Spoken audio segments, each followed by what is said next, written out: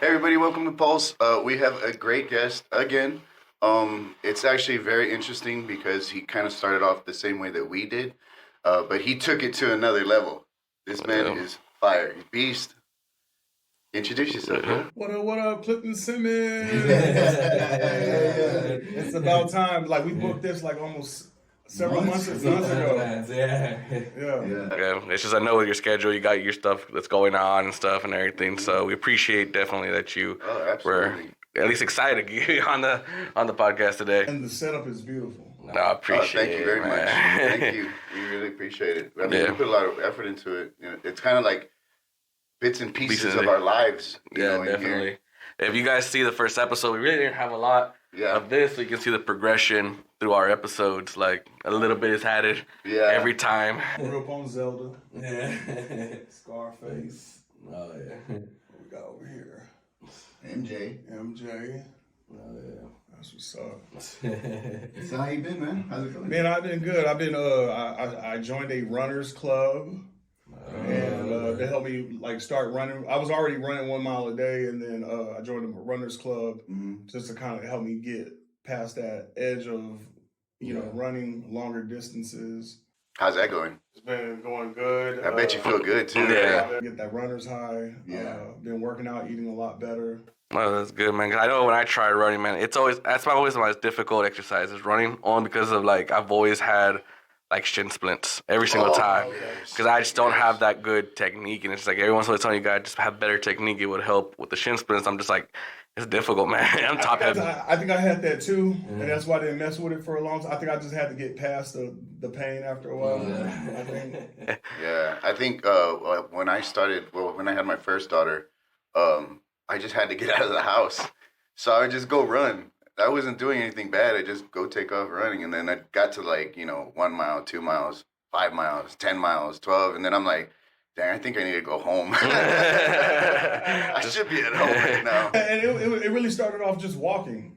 Just simple, just walking. And then I would run 15, for a couple minutes and stop and then run. Do you do it during the day, man? Because Texas heat, man. Okay. Because I was saying, like, man, Texas heat. That's why the biggest thing for me is, like, I don't run because once I see it's past, 70, 75, I'm like, man, I'm more of a cold person. So right now, it's the best time for me. You big berry. Yeah. This is our season. I like this weather because, you know, we can really bring out our clothes and look good, you know? I know, right?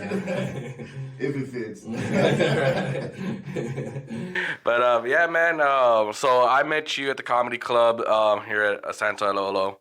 And then I found out you were, like, one of the original door guys, man. That's crazy. I was the first door guy. The club opened, I think, a little bit over 13 years ago, and the way how there were some comics that I would want to see, and they would let us watch them, but one day they got sold out, so there was no room for us. And I really wanted to see. I think it was probably like D.O. Hughley, Mike Epps, or Earthquake or something like that. Yeah. And so what we'll do is they kicked some of the comics out, but what I did was I kept staying busy. I was cleaning tables. I was seating people, and we did that several times. And then one day the owner, because the Improv wasn't being owner at the time, the owner was like, "Oh, we can't have y'all working for free. You need to go." You know what I mean? And then when we left, they were like, "Oh, things went out of whack because they didn't know what to do on sitting people, and so they paid us minimum wage, of course." And shouts out to the Improv, because when the Improv took over, they paid us a little bit more, a lot more than what. That doesn't say much, actually. For me, that was a lot. We started at $7.25, so definitely, man. It's definitely gone up, but that's crazy. I can't imagine being a door guy and then not being inside to watch comics, man. Because that was the biggest plus for me, you know. And I get to meet some of my favorite comedians. Like, it wasn't. I didn't work there for the money. The money was a plus. But I worked there, because if I wasn't working, I probably would be paying to get in, watching the same show. And So you thought you were being slick, huh? Like that's why I worked there for so long, just because I enjoyed watching the shows. Yeah. I love meeting some of my childhood heroes, Definitely. and meeting some of the customers. I did have a few bad experiences with customers, because some people, they treat you like you're just like. Like beneath them or something. Bitch, I make more money than you. You know what I mean? Yeah. It was very rare, but like at times it would happen. Yeah, we still have some of those that come in, you know what I mean? But shit, man, like D.L. Hughley, man, he still sells out, man, every single time, man.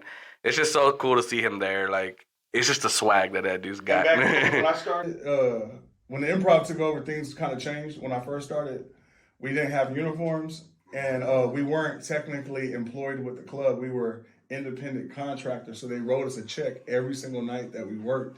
And so back then, if somebody was like heckling or being too talkative, we can go up to them and be like, "Hey, motherfucker, this is my third time coming to you. You know what I'm saying, bitch ass."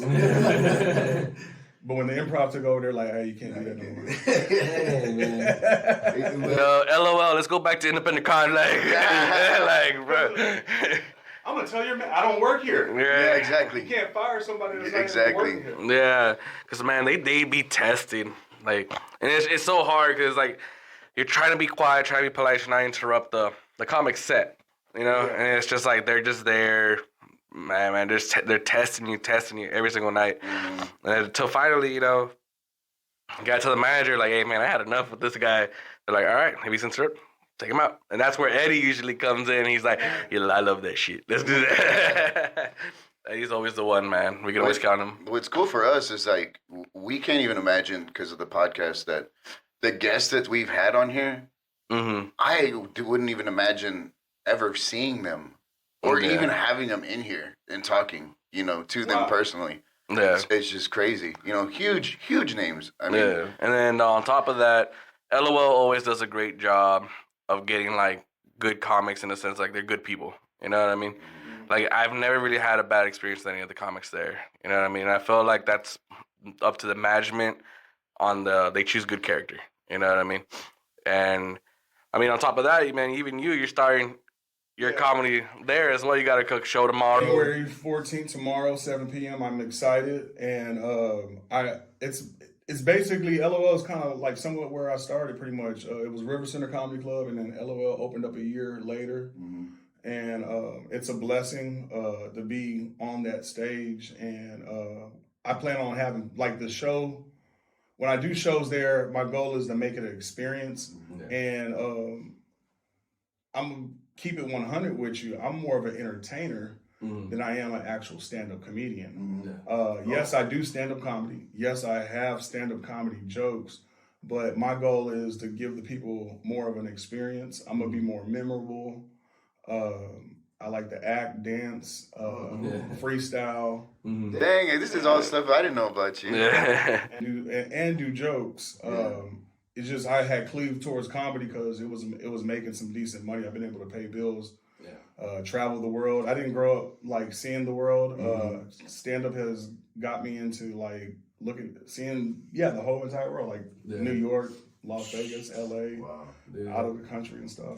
Yeah, man, because when I first started working there, I saw you coming through the club, and they're like, "Oh, that's Clifton, one of the door guys. He's a comic," but they just let you guys in. The local comics, for most part, they let you guys in to most of the shows. But then I was like, "Oh, okay." And then once I saw your first show, I think it was maybe 3 months after, because I was always off when you had your show, because it was midday during the week. You finally had a weekend when I started working. Dude, it was so different. I was like, "Yo, this is like." I don't want to say kind of like a speakeasy kind of style, you know what I mean? Like it felt like an underground kind of experience. Like Love Jones and shit. Yeah. That's funny. So I want to be as different as possible. I don't want to compare myself to like any other comic.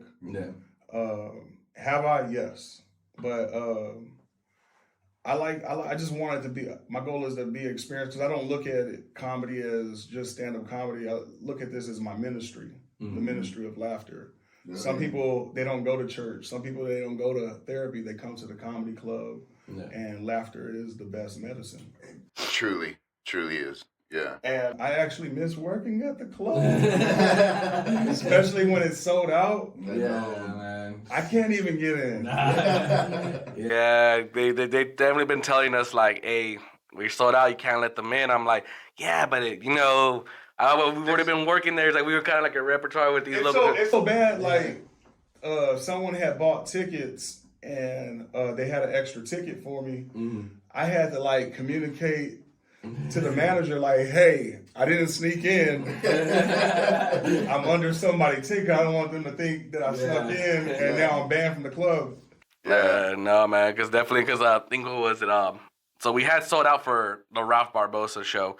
Well, shout out to him. And then we had Davey Jackson come in the day before. And they were like, we can't let you in. You know what I mean?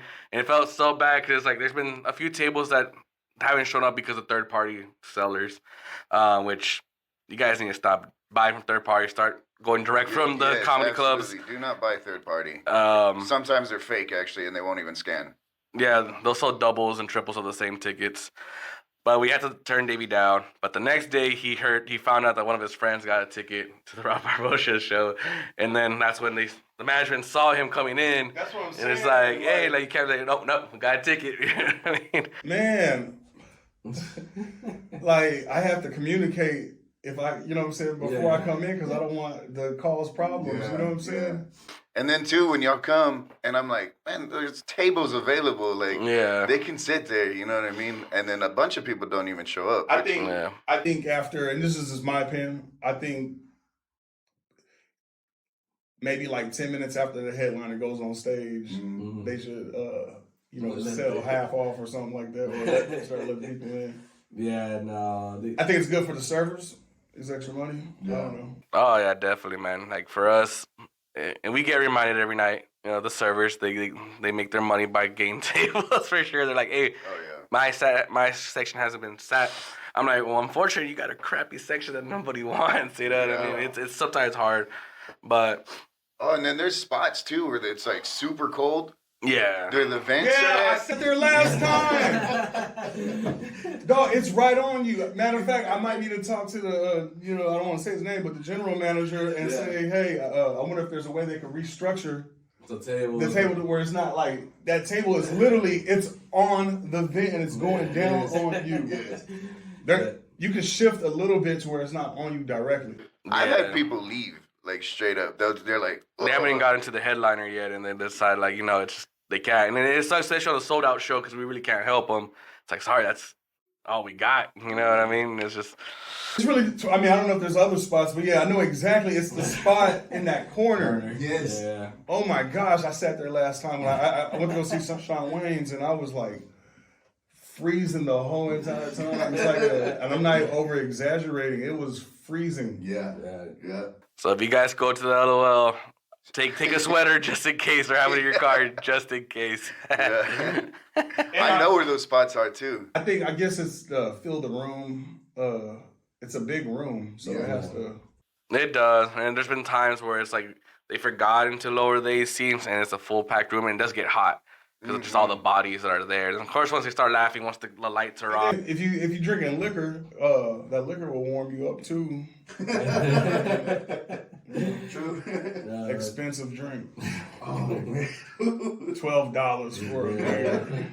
When I saw the menu, I was like, oh no, I ain't eating here. No. I think well liquor's like $9 or $10. Yeah. Yeah, that's always been the biggest issue. It's been but it's like, it's all comedy clubs have that upcharge on alcohol, but it's also the service fees. Mm-hmm. Yeah. All comedy clubs do have that. So and when you go to Six Flags, you're gonna spend that money. When you go to Majestic, when you go to the Alamo Dome, Absolutely. or a Cowboys game, everything is normal for the shit to be over. Because I don't believe the club really makes that much money off the comedy itself. They make more money off of the bar. That's how they pay the bills. Because they have to pay the comedians, and on top of that, I think even with the big headliners and a door deal. they even get percentages off the tickets. It's like a bonus if they sell out. Yeah, So like, It's still cool that we have something like that here in San Antonio. That big of a place, and definitely. those kind of headliners that are coming through, and then also the open mics. Those are fun. Yeah. Yeah. So Tuesdays at LOL, open mics. Have y'all got on stage yet? No. Nah. We're not comedians in that You gonna aspect. play with it? Nah, we might so just a little. We'll joke around with each other. We'll joke around with each other, but we've been thinking of maybe we're gonna start a smaller venue that we are talking to right now. So you guys might, so that we might be on a little stage recording our podcast. Yeah. Or or keep doing y'all's podcast, have this spot, but every now and then, maybe for like the 1 year or something, do it like a live remote. Live You know what I'm remote. saying? A live audience. This is our first live audience, y'all. Yeah. I do a lot of Comic Cons. That's part of my world. Like, I'm not just a stand up comedian. Like, I'm an entertainer that can do stand up. Yeah. And I bet you'd be a good voice actor. I would love to do that too. I MC a lot of events, and so I'm the regular MC for South Texas Comic Con, McAllen, Texas, and then I'm gonna go to RetroCon is next week in New Braunfels, and I did Alamo City. I haven't did Big Texas. I helped out, like volunteer with Big Texas, but I'm definitely in the Comic Con. That's awesome. I know when I was living in Edinburgh, which is north of McAllen, I've always wanted to go to conventions. It wasn't until I moved to San Antonio that I had the more money to do something like that. But yeah, man, we've been trying to get in. You know what I mean? It's just a lot of them are more hesitant, or they go to their more go-to people. Y'all got merchandise? Not yet. We're in works. It's on the way. It's on the works. On the way. What's gonna be dope about the cons is you'll get an organic following. Yeah, you're spending money on the vendor fee or whatever. Yeah.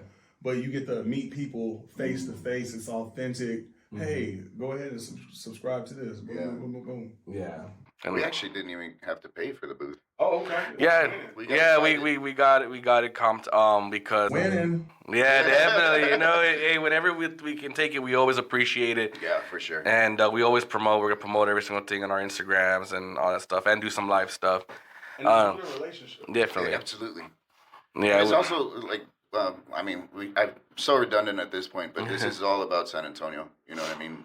And it's not about us. It's about our guests. Definitely. We promote our guests. Okay. Yeah. Yeah, so you'll see some promotions here and there for other people. We're always happy with, say, if you're on here once, we're gonna have you back again. You know what I mean? So you're always invited You're back. always welcome. Yeah. And thank you for giving us a platform. Oh, yeah, definitely, man. Yeah. San Antonio, I don't know, man. Like, San Antonio is like, you hear about it, but people just don't give it the credit it deserves. Oh, yeah. You know what I mean? It's always Houston, Dallas, and Austin. You know what I mean? But I feel like San Antonio's always been overlooked in that aspect. It's like, nah, man, we have a lot of stuff here. Everything's growing. And on top of that, the comedy scene here is amazing. On top of that, like, come on. Like, you always hear just Dallas and Houston. It's like, nah, Austin. man. And now Austin with the mothership now. Yeah. And I really, I used to look at other cities and states and be like, oh, man, we don't got nobody. And then I started traveling. Even, like, I started traveling more, and I realized, you know what? We do got some really, really good comics. It's just I'm around them so much that I don't look at them like they're superstars. I was like, we got some good comics in this city that will outdo a lot of these people in other cities. Definitely. It's like, and even look at that. I know Ralph Barbosa started in LOL too. You know what I mean? He was featuring for Angela Johnson, I believe, and then. So LOL gives people shots, definitely. You know? It's crazy too. Like on like an open mic or like certain nights, and the outside the patio is just full of killers, comedians, and the others are just like you're just chilling. You know, what I mean? Everybody's just chilling. Now I will admit, like comics give me anxiety. It always feels like you have to perform like, hey, you gotta be funny, or like I can't go to LOL. I feel like I like to come to open mic and I want to work on new material, but I feel like when I'm at LOL's open mic, I feel like I got to murder. Yeah. Because everybody's looking at me. Some people come from outside to the inside. Yeah. I feel like they're judging my jokes that I had just wrote. And so I stopped doing the new material that I came to do and revert to like... Your consistent stuff, yeah.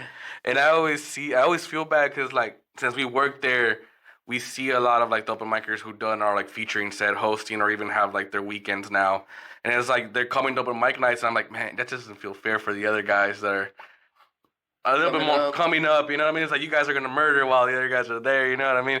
You said it. I thought it. I'm not. Yeah. I mean, What gets me is Because they're consistently going up. yeah. okay. Not only consistently going up, they're doing their material. Yeah. Like, yeah, you're a banger. Yeah, you headline here. Yeah, you feature here. But and you come to this open mic every Tuesday. I'm not hating. Yeah. These people I'm talking about, I love. But what I don't get is you're going up there doing your regular material. Yeah. Like what y'all just said. There's so many comics here that need to get better, Yeah. or get an opportunity to get on stage, Yeah. and I'm taking that from them. But granted, I do feel they should continue to come to LOL because sometimes you get like new comics that will bomb, and what having those kind of people on the lineup for free keeps the energy and the laughter in the room. So I'm not knocking it completely. I just don't understand what's the point of doing your same material over and over and over. Yeah, definitely. And it's like, it's not just that. Like, yeah, I feel like you're right. We need the guaranteed people that for sure will keep the room up. But you're talking about like having like 8 to 9 people that you know that are like gonna kill it every single time, and it's just like give the other people a little bit of a chance. Like you guys are just gonna kill. They're gonna confident. I mean, it's the confidence, right? Like if they know, you gotta build it. And there was this guy named Rick Gutierrez. He's a comedian. He started way before he's like a San Antonio comedian veteran.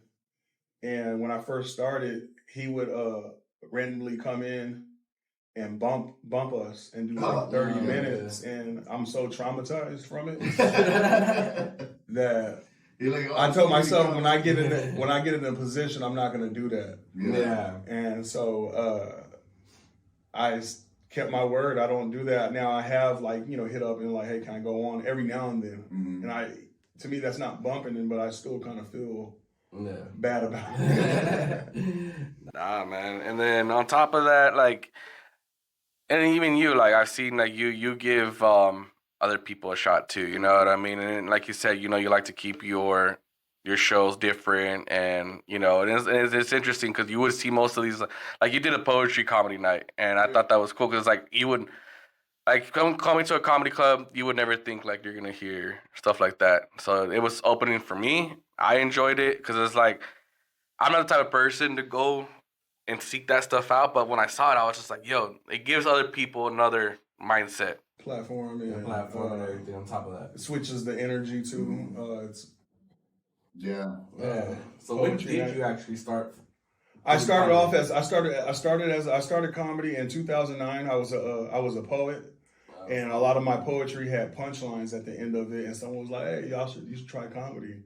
And so I tried it, and it went really well. It was just a hobby. Yeah. I wanted to be a rapper. Yeah, and I got into some legal trouble, and I was like, you know what?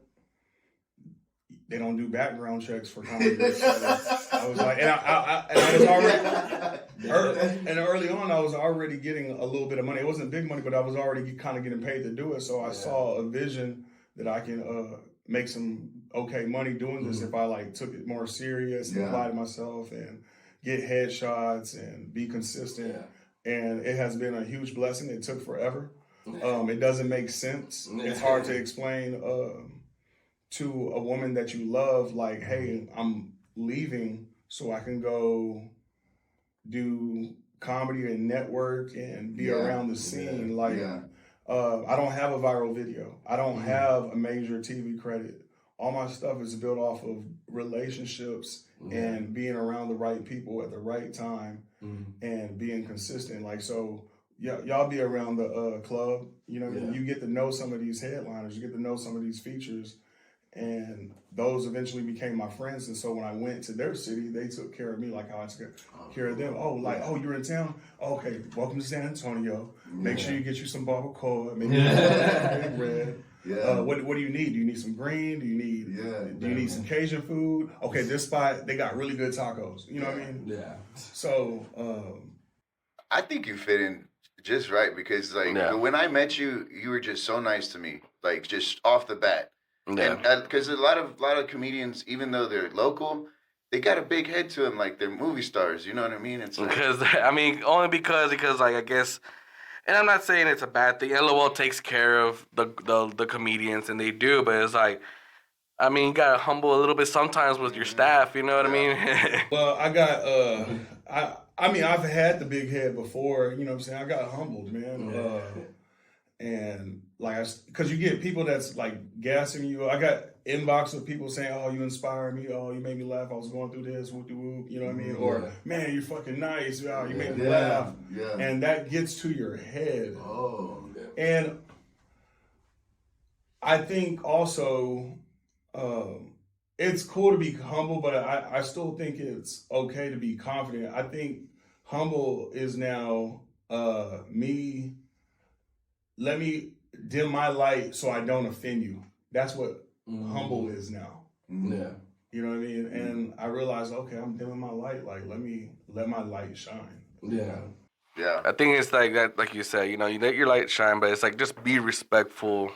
You know what I mean? In a sense, like, don't get me wrong, it's like I know some of these local people, man. Like for me, it's like, man, I see them like you and a few other people that I've seen on the stage. I'm like, man, like this needs to be like a sold out show, like Seriously. weekend headliner. You know what I mean? Remove pride and ego. Yeah. Pride and ego. Because some comedians won't admit that another comic is funnier than them. You know what I'm saying? I'm very self-aware. Yeah. I think Raul Sanchez is the best comedian in town. My personal opinion. And I think He kills. I think Joshua Cabaza is a beast. Yes. I will say Joshua Cabaza is funnier than me. Yeah. I will say Raul is funnier than me. None of them dudes will ever outwork me. You know Yeah. what I'm saying? Yeah. Like my work ethic is 10 times harder than theirs. That's not a shot at them. I'm giving them their flowers of how talented of a writer that they are. Yeah. yeah, for sure. But I felt like you said, you know what I mean? It's like if like you self-evaluate if like, well, if I can't like just go out writing them, then it's like, well, then I'm gonna put that extra work to make connection. I got You got more energy. Yeah. I got more experience than them. Yeah. And I'm not just talking about those two comics. I'm talking about all the comics. Yeah. You know what I mean? I'm putting myself in certain situations that I do a lot of shows that other comics won't do. You know what I mean? I do weddings and bar mitzvahs and quinceaneras. Yeah. Who else is doing that? You know what I mean? I don't know anybody. Actually. Yeah. That's what I'm saying. I do Nigerian shows. It was a struggle. Oh, okay. It's a struggle because I gotta think. And Joshua Cabaza did two of them with me. It was because you gotta think about. They're not gonna understand certain slang words, so you gotta speak a certain way and just be mindful. You don't know what movies they might have saw or not saw. You know what I mean? So, but because I have that experience, I done it like 5 times already. You can put whoever y'all think is the best comic in that situation, and to that audience, oh, Clifton was the funnier comic. Now, it wasn't that I was the funnier comic. I just had more experience with this audience than they did. Yeah. So I do young crowds, conservative crowds, white crowds, black crowds, Mexican crowds, college. I'm working on a deal to get a contract at a nursing home. Oh, that's cool. That'd be dope. That'd be dope, man. That'd be dope. That's something real good, A lot of man. these nursing homes, they're not the nursing homes that we grew up with. They got bars, they got clubs, they have like game rooms, a dog area. That's right. It's basically a whole city Inside. in one close together, so they can get to it. They don't have to worry about driving. Yeah. And that is amazing, man. Because a lot of people will probably overlook that kind of crowd. You know what I mean? And it's like I guarantee you, those people are like they will love the rock. It makes them feel good. You know what I mean? And they'll probably laugh, and you can probably test the waters with them, and they'll probably like that. And what sucks is they'll probably be dead in like 10 years. So Your fan base is like for a short period of time. You gotta read. that's the only thing that would probably suck. Like they can't grow with me because I got couples that they were like, it's not that I'm their favorite comedian. oh, we came to your show 12 years ago. It was our Yeah. first date.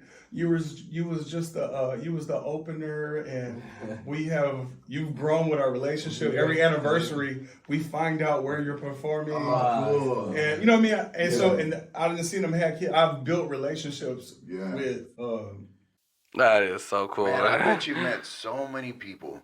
Yeah. Just the life that you've had. You know what I mean? How's that like? You know? explain. I'm glad that you asked. Yeah. Okay, so you got people. Well, I grew up on the west side of San Antonio, Okay.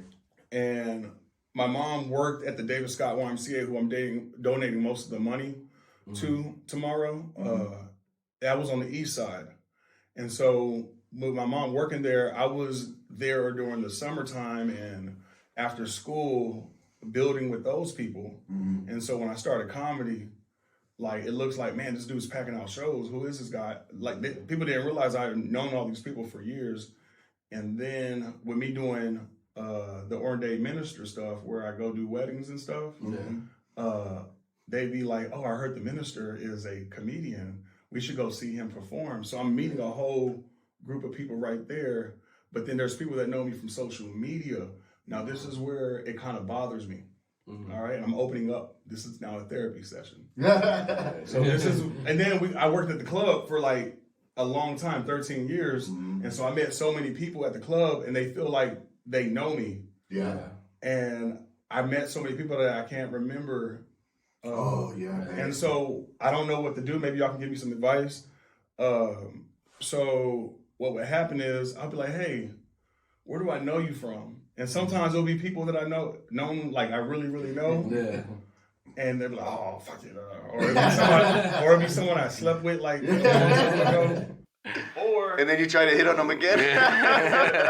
or I don't even know, or I don't even know them. Yeah. They know me from social media and they feel like they know me. Oh. Okay. And so, another thing that I started doing was I started being like, "Oh," instead of saying, "Where do I know you from?" I was like, "Oh man, how you been? How's the family, man?"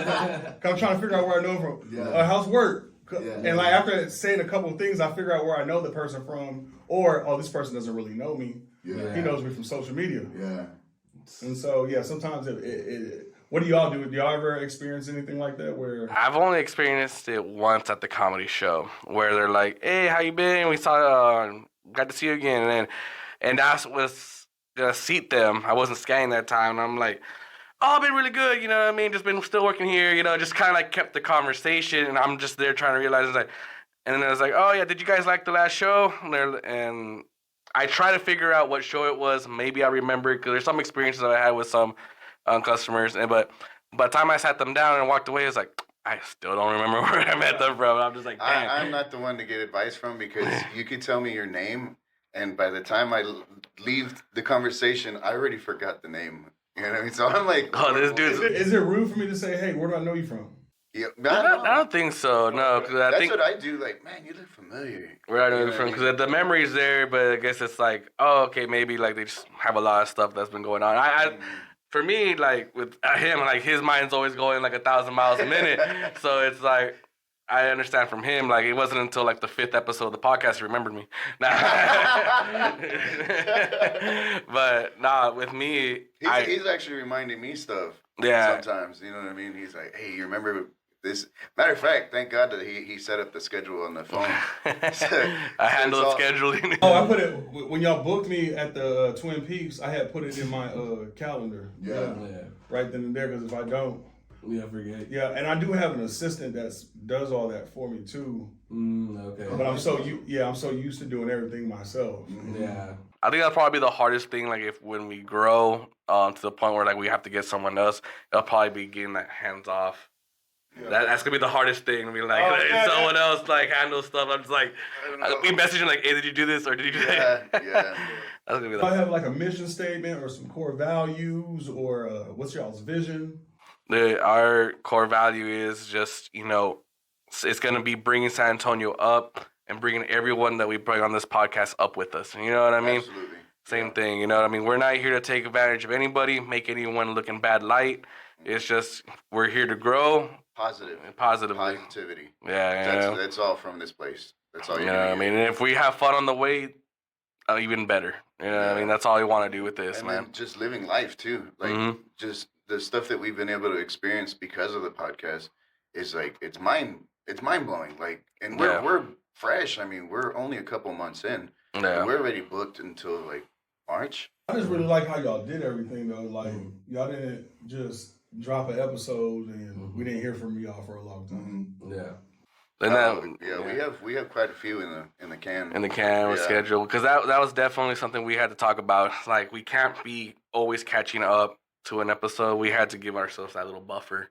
You know what I mean? Because something will happen. You know what I mean? Like let's say like if some emergency happened, you couldn't come in today. It's like we had a backup. In a sense of like, okay, we have enough episodes in the tank that are scheduled to release. So if we need to reschedule for the next week, we can, and we're not missing a week. Yeah. You know what I mean? So, but we never have like a backup person to like cover someone, you know, because we'll feel like, you know, that's just not genuine enough. You know what I mean? It's like, no, if we booked you, that's you the whole day. Yeah. You know what I mean? So, like you said, we can work with your schedule. And thank y'all. Because I had Runners Club this morning, and then it's Dream Week. Okay. And so I wanted to go support some of my friends that are coming to the show tomorrow. It's a push-up challenge where we do 1 million push-ups. Oh. Of course, I didn't do it it was one of those, and so I got to go support them, buy a hoodie and all that good stuff. That's awesome. Shouts out to MacFit Athletics. Yeah, definitely. There you go, man. And that's what we're trying to do too. We're trying to get a little bit more into the community too. We're trying to reach out and see what events we can go to, like, to support, like, San Antonio in the sense of, like, get a little bit more into the community. Yeah. The The image behind you, what is it? Is someone sucking a titty? You know what? That's what I asked the artist when I bought it. I was like, is she breastfeeding? And he was like, no, that's like post-apocalyptic. Like, she's crying. The child's crying. Oh, okay. They just positioned But it does look like Mine fucking is titty. Now it's great artwork too. And who's yeah. the skater? Okay. It's right here, man. This one right here, it was signed by Mike Vallely twice, a pro skater from back in the day. Well, I had met him 2 different occasions at like the Texas Skate Jam. I don't think they do it anymore. And then I met him at a competition in Houston, and I took that board. Matter of fact, it was brand new, but I broke my board, so I had to use it to go skate that day, which I shouldn't have done it. Oh shoot, that even makes it more epic. Yeah. He had to use it. I really tried not to like. You was tripping, dog. Yeah.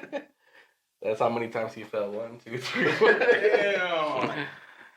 There was no other board, No. and there was no. And I was poor. Or nothing. No, I was poor, so I was like, man, I want to skate. You know what I mean? I can't afford a board. I'm about to buy me a board because I have 2 Siberian Huskies. Okay. Oh, nice. And they're always Oh man, they're so smart. They got to be doing something all the time. they always trying to like they don't let me. Well, one I still need to get go to dog training school, but Yeah.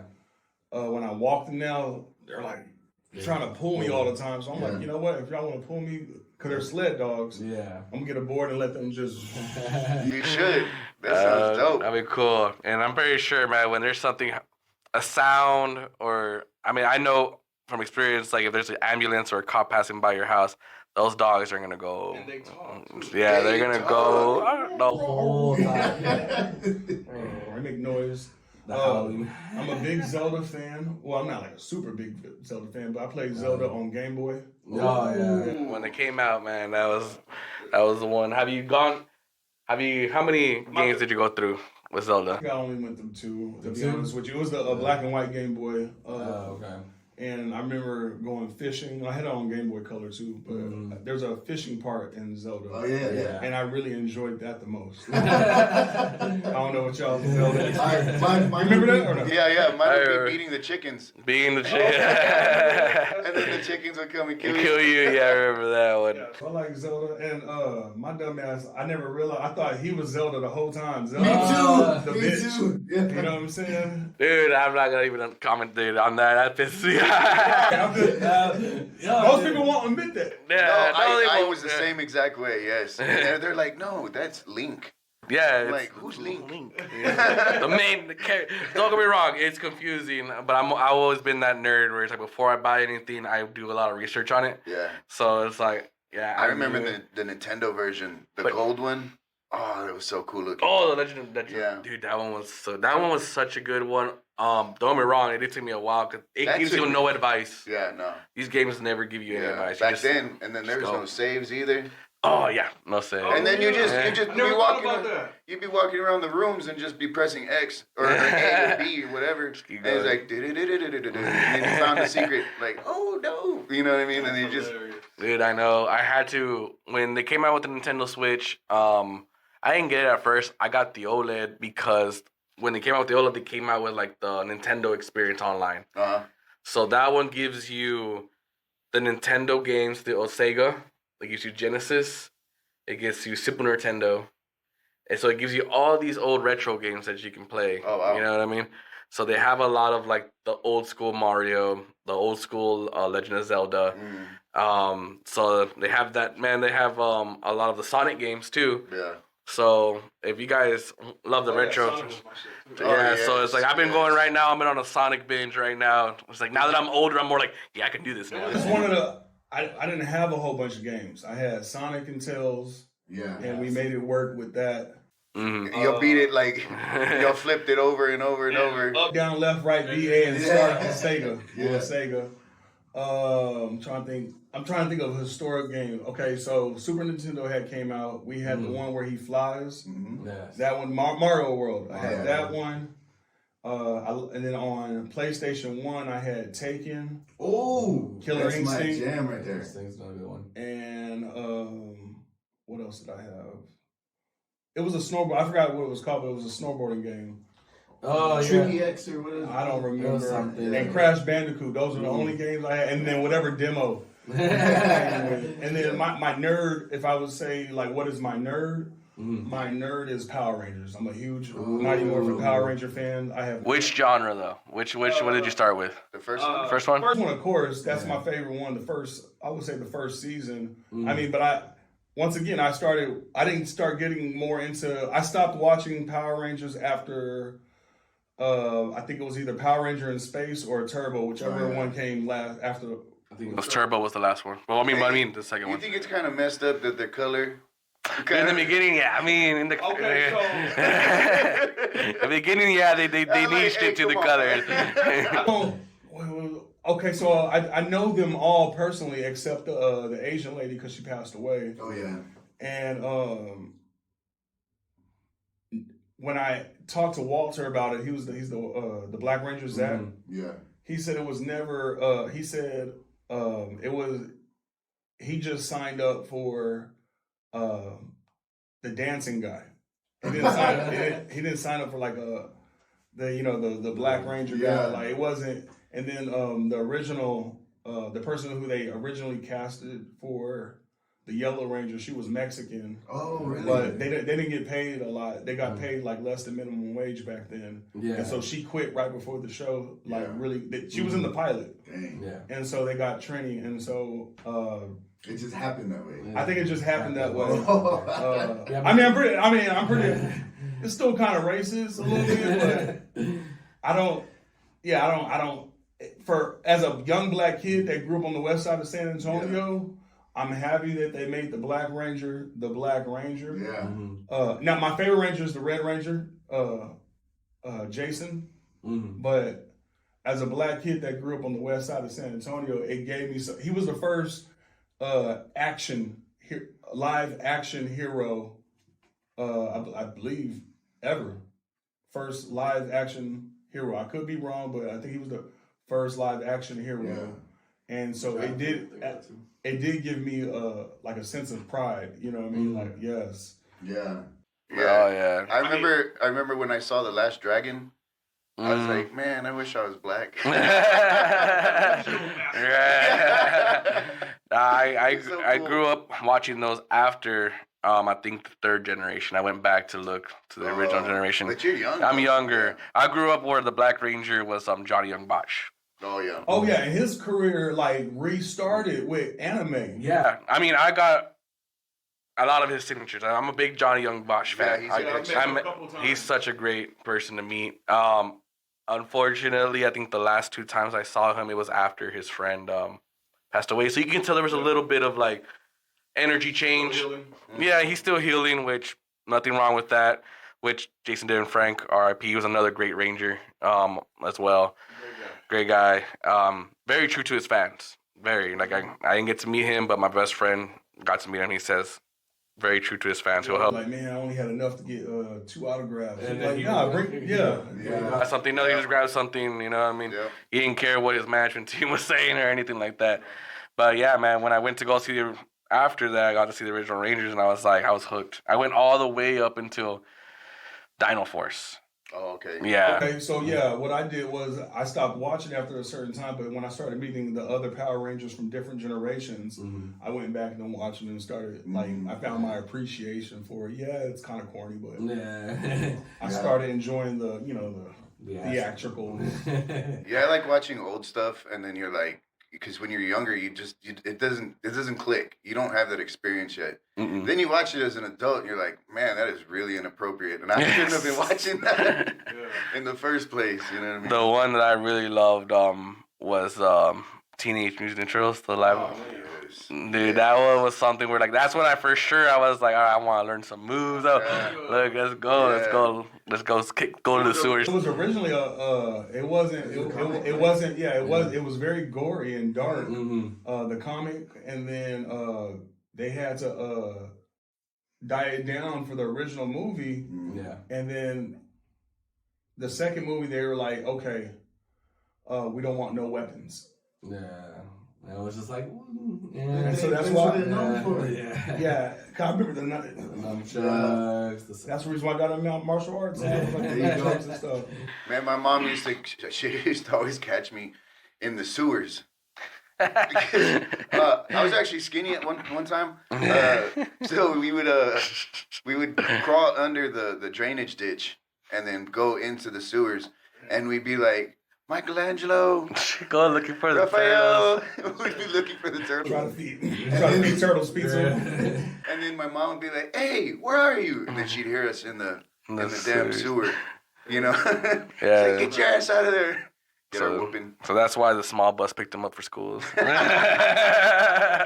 the sewer. From the sewers. But one of my favorite comics from the Teenage Mutant, which I think it's becoming a game, I think. I'm not too sure if I'm pretty sure it's a game. Might be wrong. It might be a series now. But it's The Last Ronin of the Ninja Turtles. If you don't know about it, it's a bit of spoilers for some people. The Last Ronin is 3 of the Ninja Turtles have died. Oh, okay, I know about that. Yeah, and then surprisingly, Michelangelo is the one that's the surviving one, and he goes dark. Really? You're not supposed to tell the people. No. Because the If way you haven't read it, it's been out for a while. So. what it is because we don't even know who the turtle is. It's Michelangelo. Wait. It's been out for at least. No. Like if you see You would think Michelangelo would be the first one to die, actually. that, and that's the point. You know what I mean? But it's been out for 4 years. Don't give me that.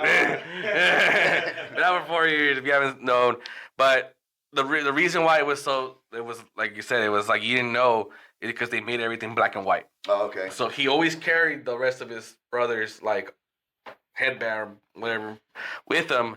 And I think the last issue is when they made it color. And that's when you knew who it was Michael. So what happened at the end of Star Wars? Yeah. You know what? I really want to get more into Star Wars. The closest thing to it was that Han Solo movie is when I kind of got more excited. But I've tried to get into it because I got a lot of friends, I got a lot of followers, family that are into Star Wars, but I fall asleep every movie. Because I tried to go back to the very beginning and try to binge. I wanted to binge watch all of them. You know what's the really good ones are the ones on Disney. The animated ones are actually a lot better. The animated ones are good too. I mean, I There's do a lot of love the story. original 3. I'm that biased. I'm like one of the minorities. I like the prequels, only because they've had the best fighting scenes with lightsabers. Yeah. The original 3 and then the last new 3, their fight sequences are so boring in comparison. And after and then I meet a lot of the different actors and voice actors on those movies, so that's why I started trying. And my kids are into it. And as I'm watching some of these stories, sometimes I wonder the writer where did he get this inspiration from? I am starting to believe maybe some of this is maybe there might be some truth of galaxies before us that they're pulling these stories from. I don't see how that doesn't exist. It's so vast. Just because that we're carbon-based creatures doesn't mean that there's other creatures that are made out of different materials that can Where are they survive. getting these stories? How's your imagination that crazy? You know what I mean? Because have you ever read H.G. Wells? I have not. Oh my God, his stuff is really old, but it's kind of hard to read because it's a lot of big words for me. I'll look up the definition. Yeah, but the stories then you look in up the there- definition of the definition. You're like, what?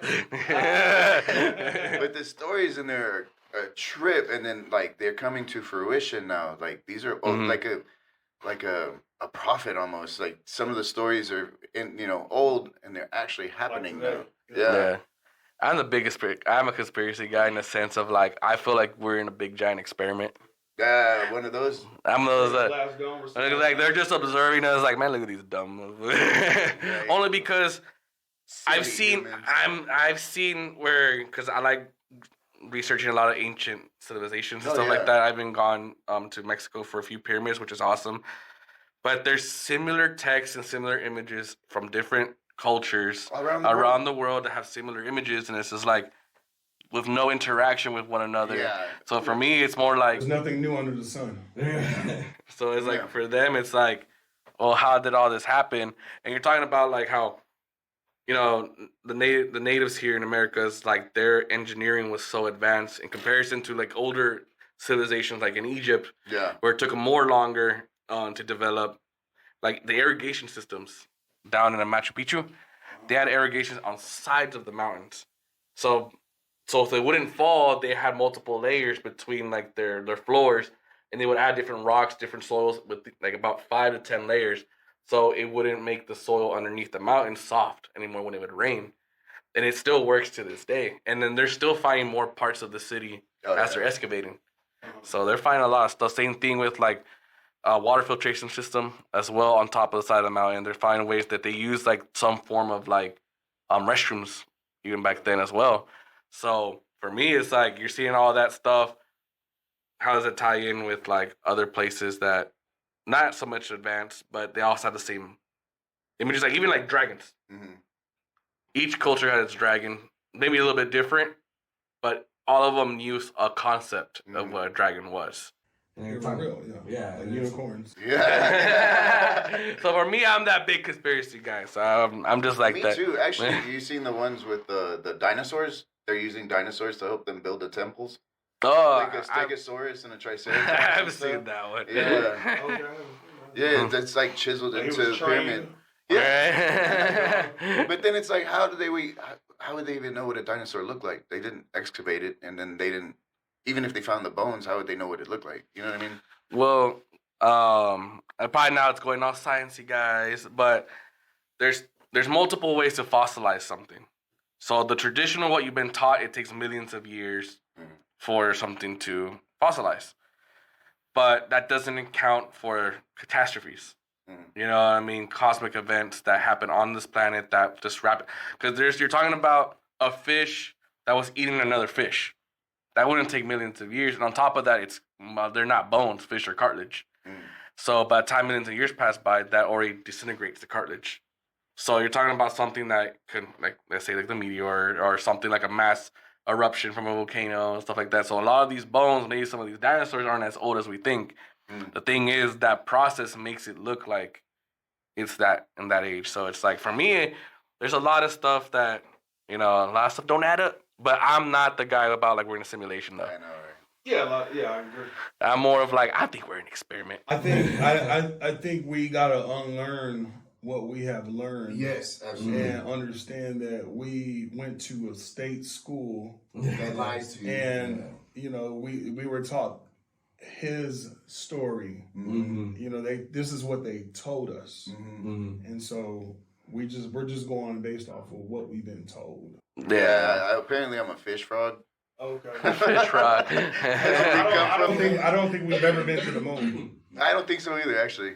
Yeah, I don't like that video. The video looked way too corny. Like, how was they able to get that good cell phone connection? Right.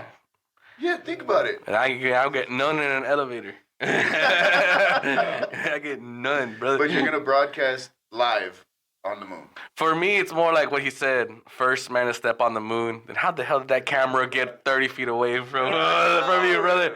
And I've seen there's different answers. Yeah, it's like, well, first they set up. Obviously, he wasn't the first. I mean, but still, you know what I It mean? makes no sense. Oh, there was like a little thing. He had the big selfie stick. Nah, man. And even then, there's people saying like, "Oh, we use telescopes," and it's like, "Well, you can use telescope and show me that flag." I've never seen that flag on that moon. Oh shit! You know what I mean? Like if you go to like, And how was wasn't the flag moving? apparently they said in the movie in it was supposed to be still, but apparently like they're saying like if you look closely you see it moving. And I'm just like, I just say more like the way he was walking off the thing just didn't look realistic. Yeah, that little thing's silly. I don't know. Yeah. Nah, man, but I just think for me it's more like this. Just at this point for me, it's like as long as everyone's a good person, Amen. that's all. That's Yeah. all that matters. You know what I mean? Mhm. Gotta treat each other good. Everyone's good, respectful. Let's just enjoy what we got here now. Let's enjoy that new iPhone. Let's go ahead and get the new PS5. Just enjoy life right now. Man, but do you have the show coming up tomorrow? Probably, unfortunately, this episode probably it's not gonna air. Dang it. So yeah. Do you know if you have any shows coming up? Maybe within the next 2-3 weeks. Yeah, June 27th, I'm inside Cibolo, Noble Lounge in Cibolo, Texas. I'm gonna be in Vegas for the Super Bowl. Nothing booked yet, but I'm gonna find something. Every Wednesday, I'm at Trisis off of 7600 Eckert Road. It's a open mic, and then I also produce a tandem open mic off of 310 Riverside Drive every Thursday, and that is a staple in the open mic comedy community. Nice. It's been going on for like almost 3 to 4 years, and it's pretty packed, and it's a great place. What I also promote is I want comics to feel comfortable, to come work on new stuff. Yeah. I just don't want comics to go up there and fuck around and play. Work on your new material. No one's not going to be like, hey, you need to do better. Yeah. I'm not paying y'all to perform. Yeah. Nah, that's good, man. What about your plugs, your social media and stuff like that? Clifton is funny on everything. Clifton is funny or Clifton Simmons. Oh, okay. And then, like you said, you know, we have your show tomorrow. And on top of that, did you like you picked your people that you're gonna be going up with? Yes, I got Corbin Scott. I picked him because he's been real consistent at my different mics, and then also the reason why I picked Corbin Scott is because he works at the club, and I wanted to give back to like basically how I started, which was working in the club. Yeah. And then I picked Tori because we never ever get to work together, and I think she's very, very talented. And I also wanted like to have a diverse lineup as well. Yeah, I mean, we know Corbin, we know Tori, so now we got white, Yes, we got Mexican in there. There you go. Speaking of, watch that drop. Corbin's actually on our podcast. It was the one right before this one. So Oh, it's yes. going to be edited and coming out soon. Definitely, we done. Definitely follow us, like and subscribe. You have to like and subscribe. I don't know how. Else we'll keep You going. have to. Otherwise, we can keep pushing. Keep pushing until we get more money to advertise. You know what I mean? Right now, we just got the rent for you guys, but we had Clifton on the show. We Really appreciate it. All right, thank God. Yeah, chicken, yeah.